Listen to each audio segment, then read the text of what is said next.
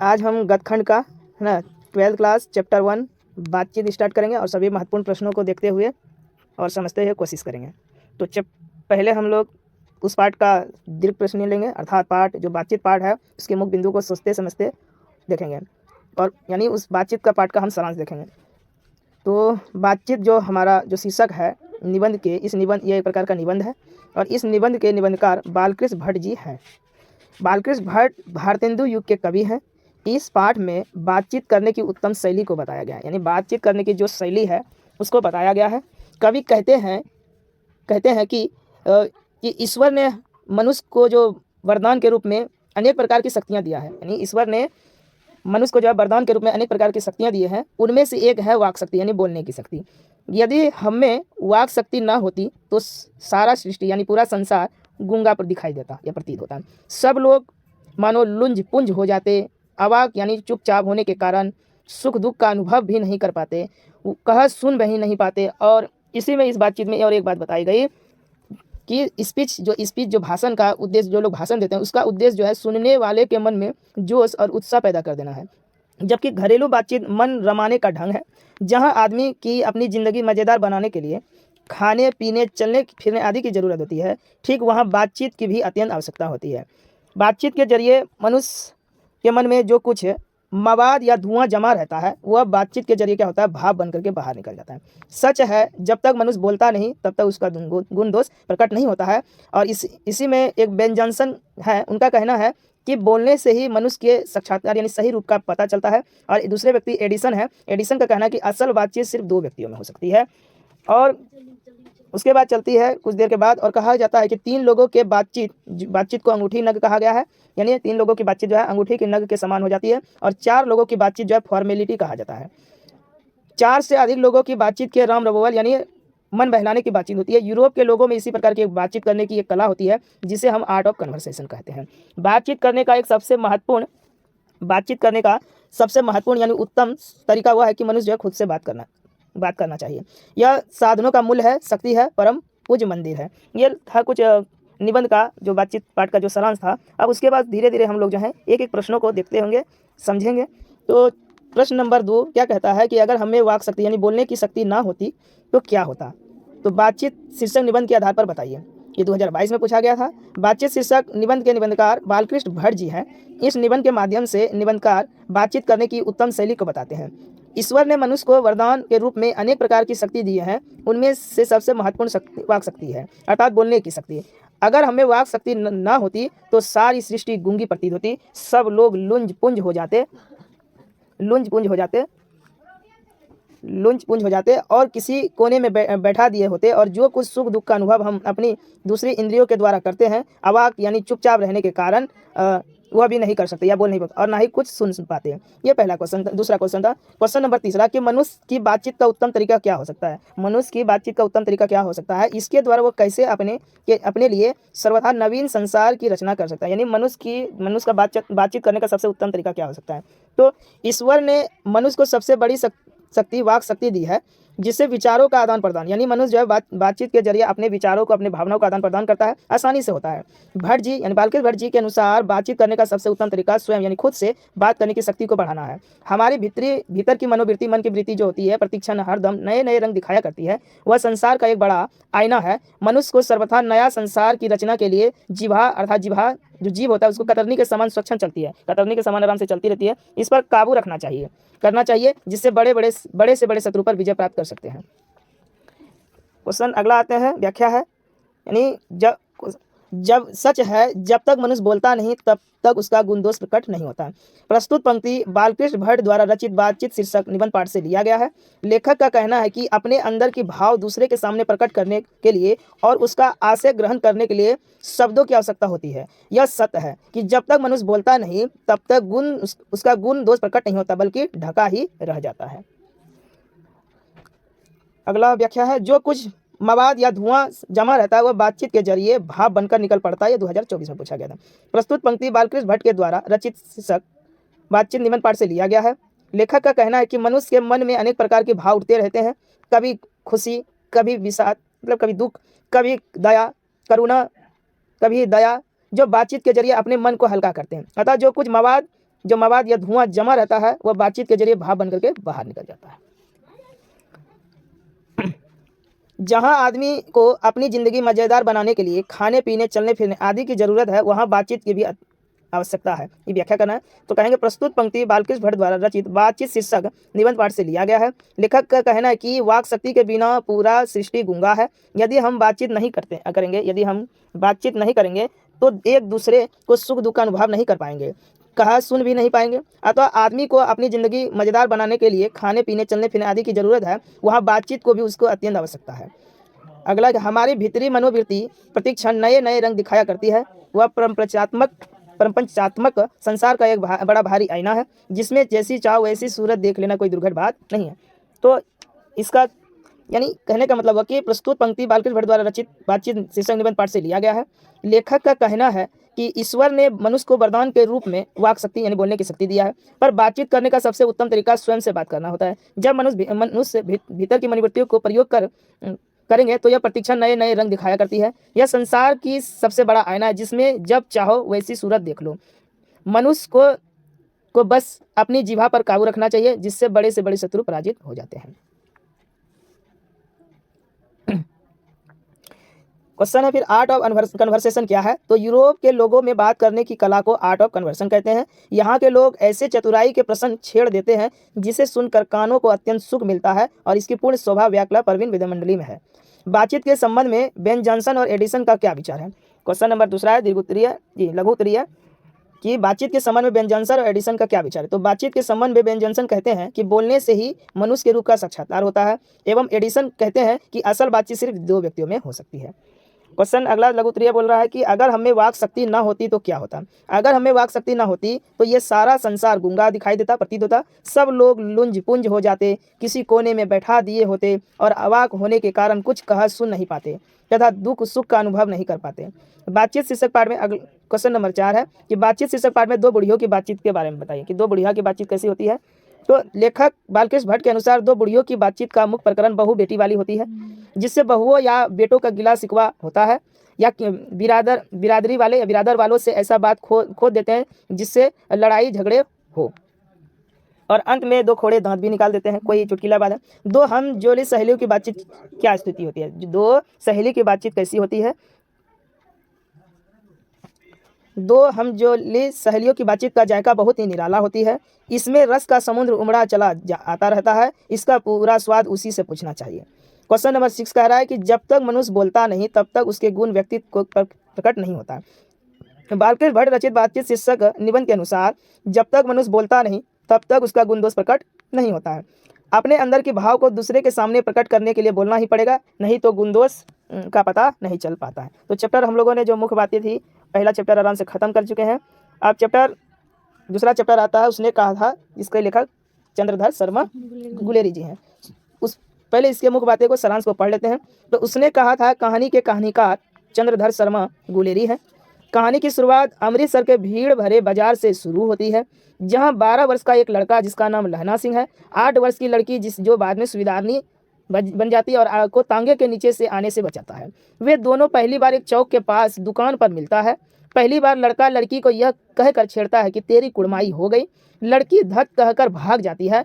प्रेम के बीज का अंकुरन यहीं से शुरू होता है। लहना सिंह के वो 8 वर्षीय लड़का का प्रेम का बीज जो मन में आता है यहीं से शुरू होता है। उसके बाद कहाँ गया रे? अंकुरन यहीं से शुरू होता है। प्रत्येक दूसरे तीसरे दिन पर लड़का लड़की से पूछता क्या तेरी कुड़माई हो गई। ऐसा बार बार कहने पर एक दिन लड़की गुस्से में आकर कहती है हाँ मेरी मंगनी हो गई, यानी मेरी कुड़माई हो गई।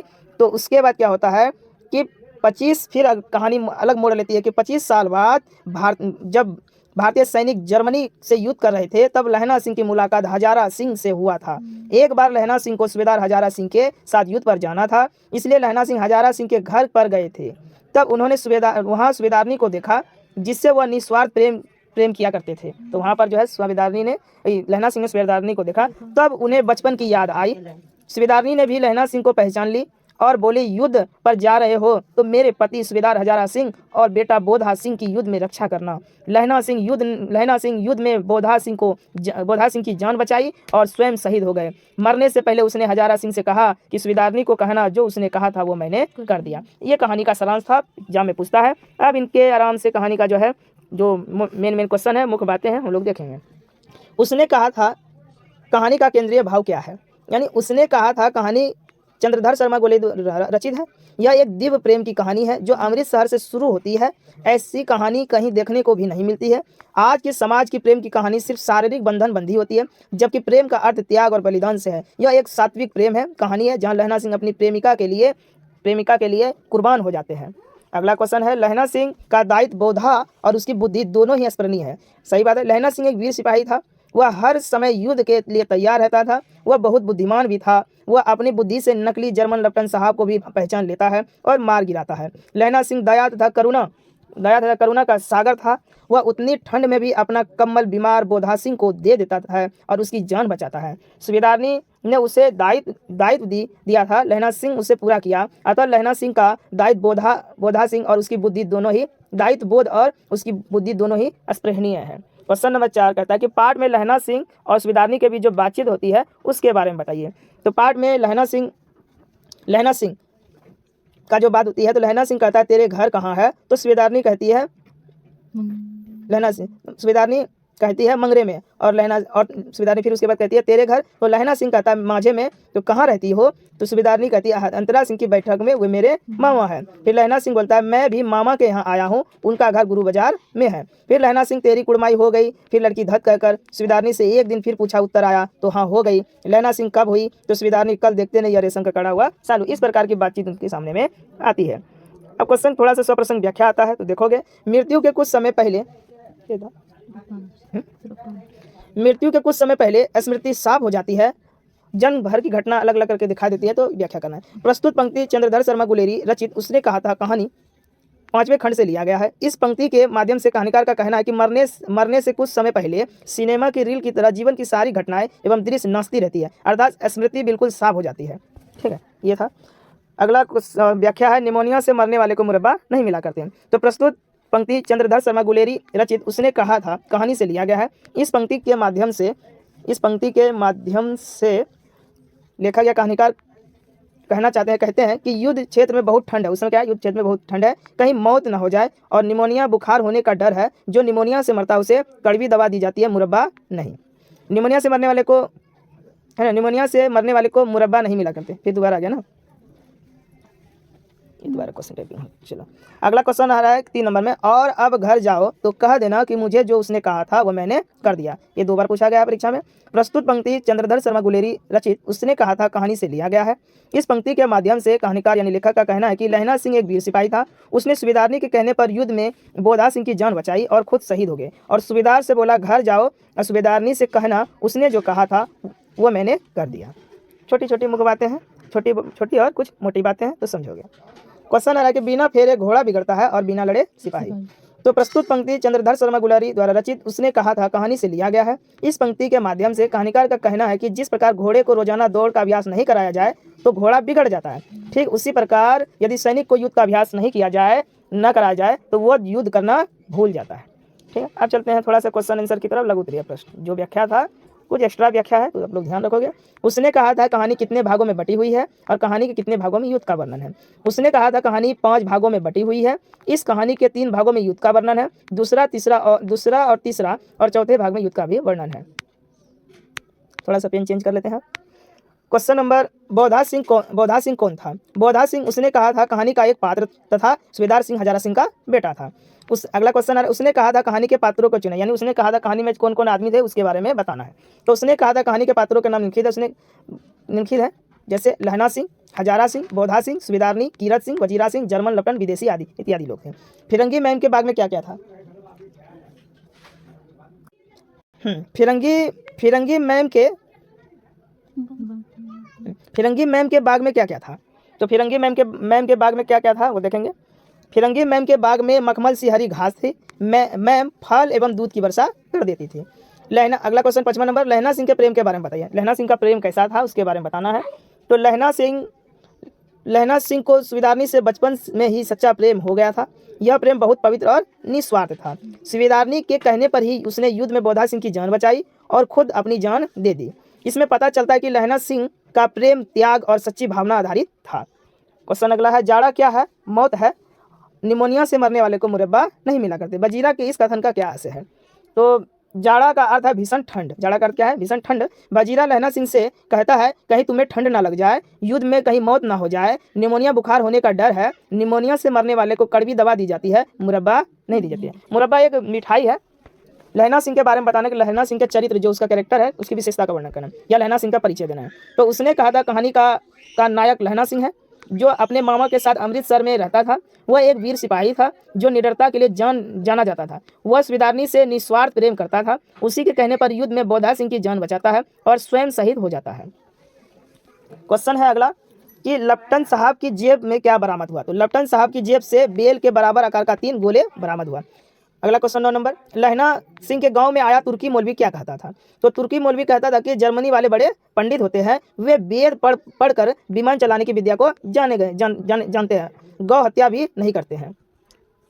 अगला, कल देखते नहीं रेशम से कढ़ा हुआ सालू। यह सुनते ही लहना सिंह की क्या प्रतिक्रिया है? तो यह बात सुनते ही लहना सिंह को बहुत बड़ा झटका लगता है। वह घबरा गया और गुस्से में उसने किसी को नाली में धक्का दे दिया, छावड़ी वाले को गिरा दिया, कुत्ते को पत्थर से मारा और एक वैष्णवी महिला से टकरा गया और उसे अंधा कह दी। छोटा छोटा है, समझने में आसान होगा, क्योंकि बड़ा नहीं कर सकते हैं, बड़ा करने पर बहुत ही खत्म भी नहीं होगा 1 साल का पढ़ाई। कहती है तुम राजा हो, मेरे मुल्क को बचाने आए हो। वजीरा के इस कथन किसकी ओर संकेत करता है? कहती है तुम राजा हो, मेरे मुल्क को बचाने आए हो, वजीरा के इस कथन में फ्रांस की मैम की ओर संकेत करता है, संकेत है। चलो उधर हो गया। तो हम लोगों ने दूसरा चैप्टर आराम से समाप्त कर दिया। पेज 4 हो गया। लगभग मैक्सिमम 6 पेज या 3 चैप्टर को खत्म करेंगे, तभी एग्जाम से पहले ही खत्म होगा, नहीं तो नहीं होगा। क्वेश्चन, आप संपूर्ण पाठ चैप्टर है जिसके लेखक जयप्रकाश नारायण है, तो इसका सारांश पढ़ लेते हैं। संपूर्ण क्रांति पाठ जयप्रकाश नारायण द्वारा रचित एक ऐतिहासिक भाषण है, एक प्रकार का भाषण है, जिसे 5 जून 1974 को पटना के गांधी मैदान में जयप्रकाश नारायण ने दिया था। इसमें उन्होंने छात्रों और जनता से शांति और अनुशासन के साथ क्रांति करने का आदेश दिए थे। इस भाषण में उन्होंने कहा था कि जनता भूख, महंगाई, भ्रष्टाचार, अन्याय से परेशान है। शिक्षा मिलने के बावजूद भी लोग ठोकर खा रहे हैं। केवल नारे लगाने से गरीबी नहीं मिटेगी, बल्कि हर व्यक्ति को अपनी जिम्मेदारी लेनी पड़ेगी।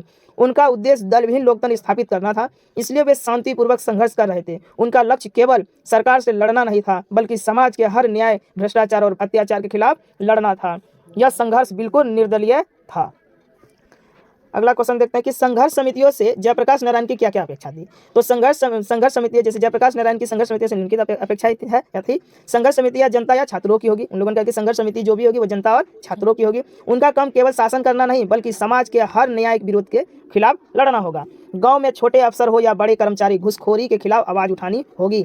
गांव के किसानों पर कोई अत्याचार नहीं करेगा। गांव में हो रहे सभी अन्यायों को संघर्ष समितियां रोकेगी। अगला क्वेश्चन, जयप्रकाश नारायण के छात्र जीवन और अमेरिका प्रवास का परिचय। इन्होंने अपना छात्र जीवन और अमेरिका जो गए उसका परिचय देना है। तो छात्र जीवन पहले देखना है। जयप्रकाश नारायण की प्रारंभिक शिक्षा घर पर हुई। इसके बाद उन्होंने पटना के कॉलेजिएट स्कूल में पढ़ाई की, लेकिन असहयोग आंदोलन में शामिल होने के कारण पढ़ाई छोड़ दी। बाद में उन्होंने बिहार विद्यापीठ में ISC पास किए। उसके बाद अमेरिका प्रवास के बारे में बताना है। जयप्रकाश नारायण के पिताजी बहुत गरीब थे, बेटे को अमेरिका भेजने में सक्षम नहीं थे, लेकिन जेपी से सुने थे जयप्रकाश नारायण की अमेरिका में छात्र मजदूरी करके पढ़ सकते हैं, इसलिए वे अमेरिका चले गए और उन्होंने वहाँ मजदूरी करके क्या किया? पढ़ाई किया। ठीक है, मजदूरी करके कैलिफोर्निया यूनिवर्सिटी समाजवाद और समाजवाद का अध्ययन किया और उनकी मां बहुत बीमार थी, जिस कारण वो PhD पूरा नहीं कर सके और भारत लौट आए। अगला क्वेश्चन है 4 नंबर, चुनाव सुधार के बारे में जयप्रकाश जी क्या बोलते थे? तो चुनाव सुधार के बारे में जयप्रकाश जी के निम्नलिखित सुझाव थी, निम्नलिखित बातें थी। उनका कहना था कि मतदाता के लिए मतदान प्रक्रिया स्वच्छ और स्वतंत्र होना चाहिए। जनता को अपनी प्रतिनिधि पर पूरा अधिकार होना चाहिए। चुनाव प्रक्रिया में कम से कम खर्च होना चाहिए। चुनाव के समय झूठा भाषण का प्रयोग नहीं होना चाहिए। हमारा नेता वो काम करे जिससे लोकतंत्र का विकास हो सके, ये जयप्रकाश नारायण ने कहा था। अगला क्वेश्चन, दलविहीन लोकतंत्र और साम्यवाद में कैसा संबंध है? दलविहीन लोकतंत्र और साम्यवाद में गहरा संबंध है। दोनों का उद्देश्य एक ऐसे समाज की स्थापना करना है जहां राजनीतिक दलों की आवश्यकता न हो और सभी जनता समाज समान रूप से भाग ले सके। दलविहीन में ग्राम सभा के आधार पर प्रतिनिधित्व चुने जाते हैं, जबकि साम्यवाद में राज धीरे धीरे खत्म हो जाता है और एक बिना दल और सच्चा लोकतांत्रिक समाज बनता है। अब थोड़ा सा व्याख्या कर आते हैं। व्यक्तियों से नहीं हमें तो नीतियों से झगड़ा है, सिद्धांतों से झगड़ा है, कार्यों से झगड़ा है। ये 2019 में पूछा गया था। प्रस्तुत पंक्ति जयप्रकाश नारायण द्वारा रचित संपूर्ण क्रांति शीर्षक पाठ से लिया गया है। इस पंक्ति के माध्यम से लेखक का कहना है कि हमें इंदिरा गांधी यानी से नहीं, मतलब इंदिरा गांधी अर्थात व्यक्तित्व से नहीं बल्कि उनके नीतियों से झगड़ा है।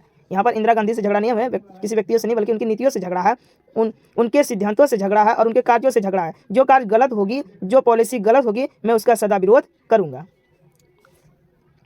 क्वेश्चन अगला है कि अगर कोई डेमोक्रेसी का दुश्मन है तो वे लोग दुश्मन हैं जो जनता के शांति में कार्यक्रमों में बाधा डालते हैं, तो उनकी गिरफ्तारी करते हैं, लाठी चलाते हैं, गोलियां चलाते हैं। इसका व्याख्या करना है। प्रस्तुत पंक्ति जयप्रकाश नारायण द्वारा रचित संपूर्ण क्रांति पाठ से लिया गया है। इस पंक्ति के माध्यम से लेखक का कहना है कि उस समय सरकार की नीतियां गलत थी, इसलिए मैं उनका आलोचना करता हूं। जनता को शांति से सभा करने नहीं दिया जाता था और उन्हें बलपूर्वक रोका जाता था और उन पर लाठियां और गोलियां चलाई जाती थी। ऐसे लोग लोकतंत्र के दुश्मन हैं। क्वेश्चन अगला आ रहा है, जयप्रकाश नारायण की पत्नी का क्या नाम था और वे किसकी पुत्री थी? जयप्रकाश नारायण की पत्नी का नाम प्रभावती देवी था। वे ब्रज किशोर प्रसाद की पुत्री थी। जयप्रकाश नारायण ने किस प्रकार का नेतृत्व देना चाहते थे? तो जयप्रकाश नारायण कहते थे, मुझे नेता नहीं बनना है, मैं दलवी लोकतंत्र की स्थापना करना चाहता हूँ। मुझे सामने खड़ा करके कोई पीछे से डिक्टेट करे तो ये मुझे अच्छा नहीं लगता और मैं नेतृत्व क्या करूँगा, छोड़ दूंगा। नारायण यानी जयप्रकाश नारायण और नेहरू की किस विशेषता को उल्लेख जयप्रकाश नारायण यानी जेपी ने अपने भाषण में किया? जयप्रकाश नारायण ने अपने भाषण में कहा कि नारायण और नेहरू में एक विशेष महानता छिपी हुई थी। उनकी महानता यह थी कि वे आलोचना को बर्दाश्त करते थे, वे आलोचकों का सम्मान करते थे, वे सभी को समझा बुझाकर साथ लेकर चलने में विश्वास करते थे। क्वेश्चन अगला है, जयप्रकाश नारायण कम्युनिस्ट पार्टी में शामिल क्यों नहीं होना चाहते थे? जयप्रकाश नारायण कम्युनिस्ट पार्टी में इसलिए शामिल नहीं हुए क्योंकि वे अमेरिका प्रवास के दौरान घोर कम्युनिस्ट थे, अतः वे देश लौटे तो अंग्रेजों को भगाने के कांग्रेस में शामिल हो गए। बंधी हुई मुट्ठी का क्या लक्ष्य है? बंधी हुई मुट्ठी का क्या लक्ष्य है? 2023 में पूछा गया था। इसका लक्ष्य है जनता की सरकार के खिलाफ और शोषकों के खिलाफ मुट्ठी बांधना और उसे इस धरती से मार भगाना। अगला क्वेश्चन, जयप्रकाश नारायण के अनुसार डेमोक्रेसी का दुश्मन कौन है? तो जयप्रकाश नारायण के अनुसार डेमोक्रेसी के शत्रु वे लोग हैं जो जनता के कार्यों में बाधा डालते हैं, उनकी गिरफ्तारी करते हैं और उन्हें लाठी और गाली देते हैं या चलाते हैं। भ्रष्टाचार की जड़ क्या है? क्या आप जेपी के विचार से सहमत हैं? तो चुनाव का खर्च ही भ्रष्टाचार की जड़ है, क्योंकि चुनाव में करोड़ों रुपया खर्च होता है और जेपी चाहते हैं चुनाव में कम खर्च होना चाहिए और चुनाव पारदर्शिता तरीके से होना चाहिए। दिनकर जी का निधन कहाँ और किन परिस्थितियों में हुआ? क्वेश्चन नंबर 8, दिनकर जी का निधन रामनाथ गोयनका के यहाँ हुआ। उन्हें वहाँ रात को दिल का दौरा पड़ा। 3 मिनट में उन्हें अस्पताल पहुँचाया गया, पर उनका हार्ट यानी दिल फिर से जिंदा ना हो पाया और जिसके कारण वह उसकी निधन हो गई। शॉर्ट और सटीक आंसर है, कोई बड़ी बात नहीं, बड़ी नहीं है। अगला क्वेश्चन चैप्टर जो है ना, अभी समय है, ठीक है, चलो चैप्टर अगला है, ये चैप्टर कर देते हैं, उसके बाद छोड़ देंगे। चैप्टर अर्धनारीश्वर चैप्टर है, इसका थोड़ा सा सारांश पढ़ लेते हैं। अर्धनारीश्वर पाठ का सारांश पढ़ लेते हैं। थोड़ा सा पेन को चेंज किया जाए, कुछ अच्छा कलर लिया जाए।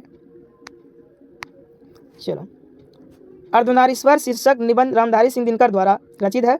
अर्धनारीश्वर भगवान शिव और पार्वती माता पार्वती का एक कल्पित रूप है, जिसका आधा अंग पुरुष और आधा स्त्री का है। नर नारी पूर्ण रूप से समान है, परंतु आज पुरुष अपने अंदर की स्त्री को दबाता है और स्त्री अपने पुरुष को दबाती है। नारी की प्रधानता, अब आगे चलता है, नारी की प्रधानता तब आरंभ हुई जब मानव जाति ने कृषि का आविष्कार किया था। पुरुष स्त्री को केवल आनंद का खान समझता है और आनंदित होने के बाद मुक्ति की खोज में अपनी स्त्री को त्याग कर देता है। तब महावीर और भगवान बुद्ध उसे भिक्षुणी होने का अधिकार देते हैं। अब नारी पुरुषों की बाधा नहीं बल्कि शक्ति का स्रोत है। प्रेमचंद ने कहा है कि जब पुरुष नारी का गुण ले लेता है तब वह देवता बन जाता है और स्त्री जब पुरुष का गुण ले लेती है तब वह राक्षसी बन जाती है। अतः नर और नारी एक ही द्रव की ढली दो प्रतिमाएं हैं। लेखक यहाँ तक कहते हैं कि यदि महाभारत में कौरवों की सभा में संधि का वार्तालाप कृष्ण और दुर्योधन के बीच न होकर कुंती और गंधारी के बीच होता तो महाभारत का युद्ध रुक जाता और महाभारत नहीं होता। देखो, ये क्वेश्चन कहीं नहीं है, ठीक है, ये गारंटी है कि इस बार आ सकता है क्योंकि ये क्वेश्चन है नहीं, ये बीच से है। तो नारी तो हमहू करी तब न किया विचार, जब जानी तब परिहारी नारी महाविकार। ये पूछा हुआ 2012-13 में। प्रस्तुत पंक्ति अर्धनारीश्वर पाठ का यह है जो रामधारी सिंह दिनकर के द्वारा रचित है। इस पंक्ति में कबीरदास जी कहते हैं, हम भी बिना सोचे नारी से विवाह किए, तब वह दुख हरने वाली लगी थी, लेकिन हमने जब शादी कर लिया तो वह भारी बोझ और परेशानी लगने लगी। इसका यही मतलब हुआ। अब क्लास करेंगे, उसका फोन उठाएंगे। अर्धनारीश्वर शीर्षक पाठ निबंध रविंद्रनाथ प्रसाद और प्रेमचंद की क्या चिंतन थे और दिनकर क्यों असंतुष्ट हुए। रामधारी सिंह दिनकर रविंद्रनाथ प्रसाद और प्रेमचंद के विचारों से इसलिए असंतुष्ट थे क्योंकि वह अर्धनारीश्वर शिव और पार्वती का कल्पित रूप है, जिसका आधा अंग पुरुष और आधा अंग स्त्री का है। जबकि रविंद्रनाथ टैगोर कहते हैं कि नारी की असली खूबी उसकी सुंदरता में है, तो वह शिक्षा लेकर क्या करेगी। लेकिन जयशंकर प्रसाद कहते हैं कि स्त्रियों को पुरुषों के कामों से दूर रखना चाहिए। और प्रेमचंद क्या कहते हैं, प्रेमचंद जी कहते हैं कि पुरुष जब नारी के गुण ले लेता है तो वह देवता बन जाते हैं, पर स्त्री पुरुष का गुण लेती है तब वह राक्षसी बन जाती है।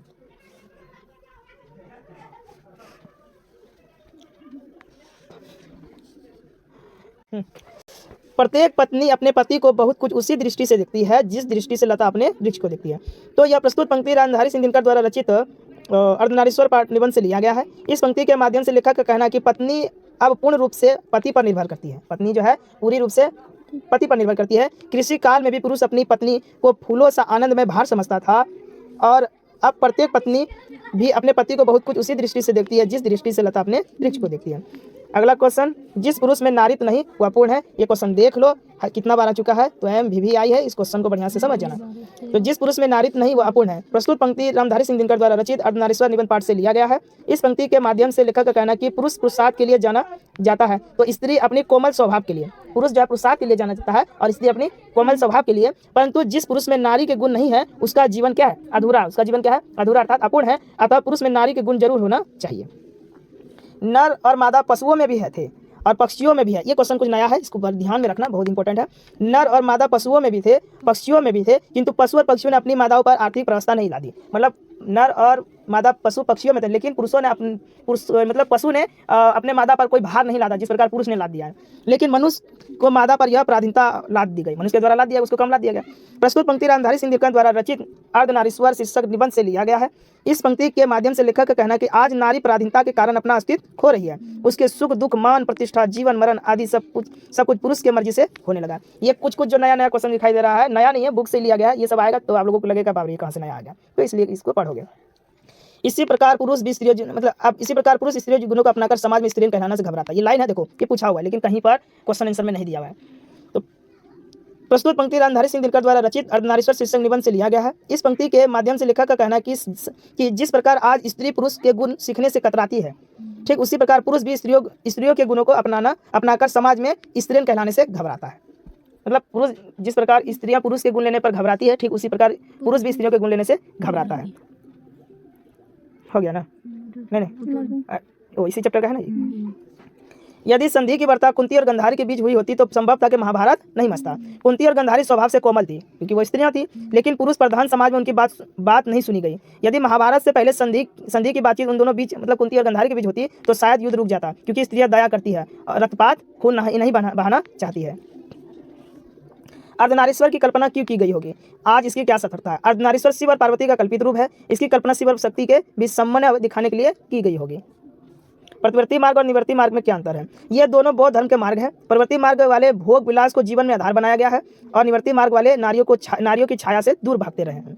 बुद्ध ने आनंद से क्या कहा है, 2 बार पूछा हुआ है। बुद्ध ने आनंद से क्या कहा है, तो बुद्ध ने आनंद से यह कहा है कि मेरा धर्म 5000 वर्षों तक चलने वाला था, किंतु नारियों को भिक्षुणी बनाने के कारण अब केवल 500 वर्षों तक ही चलेगा। देखो नारी की पराधीनता कब हुई, देख लो, ये MVVI समझ लो, कितना बार पूछा हुआ है। नारी की पराधीनता कब से आरंभ हुई। नारी की पराधीनता कृषि काल में आरंभ हुई, तभी से नारी घर में कैद होगी और पुरुष बाहर रहने लगा। बस छोटा आंसर। जिसे भी पुरुष अपना कर्म क्षेत्र मानता है वह नारी का भी कर्म क्षेत्र है। कैसे, आज स्त्री और पुरुष दोनों ही एक समान है। आज जो काम पुरुष करता है वो स्त्री भी करती है। सभी क्षेत्रों में दोनों एक साथ कदम से कदम मिलाकर चल रहे हैं, अतः दोनों का कर्म क्षेत्र एक है। जो क्वेश्चन नया है हम ये वीडियो डाल देंगे, आप लोग देख लेना, लिख लेना, याद हो जाएगा जल्दी।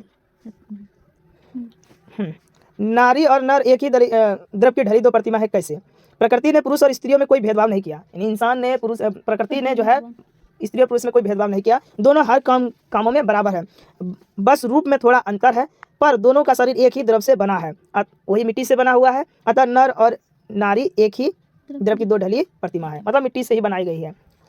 बर्नार्ड शॉ का नारी के संबंध में क्या विचार, ये भी थोड़ा नया क्वेश्चन है तो ध्यान दो। बर्नार्ड शॉ ने नारी को अहरीन माना है और नर को अहेर। नर को हमेशा नारियों से बचकर रहना चाहिए, ये बर्नार्ड शॉ कहते हैं। बुद्ध को नारियों बुद्ध को नारियों को बौद्ध प्रवेश में अनुमति क्यों देना पड़ा?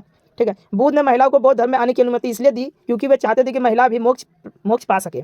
लेकिन इसका असर यह उल्टा हो गया कि जो बौद्ध धर्म 5000 साल तक चलने वाला था वह अब केवल 500 ही साल तक चलेगा। मतलब भगवान बुद्ध चाहते थे कि उन्हें भी जो क्या मिल जाए, उन्हें भी मोक्ष की प्राप्ति मिल जाए लेकिन इसका उल्टा हो जाता है, जो 5000 साल तक चला था वो सिर्फ 500 साल तक ही चला। स्त्रियों के गुण क्या हैं? स्त्रियों के गुण क्या है? स्त्रियों के कई गुण हैं। स्त्री अपनी कोमल स्वभाव के लिए जानी जाती है और पुरुषों के गुणों को सीखने से कतराती है, पर नर और नारी दोनों एक ही समान है। स्त्रियों के गुण दया, माया, सहिष्णुता ये सब है। पुरुष के गुण क्या है?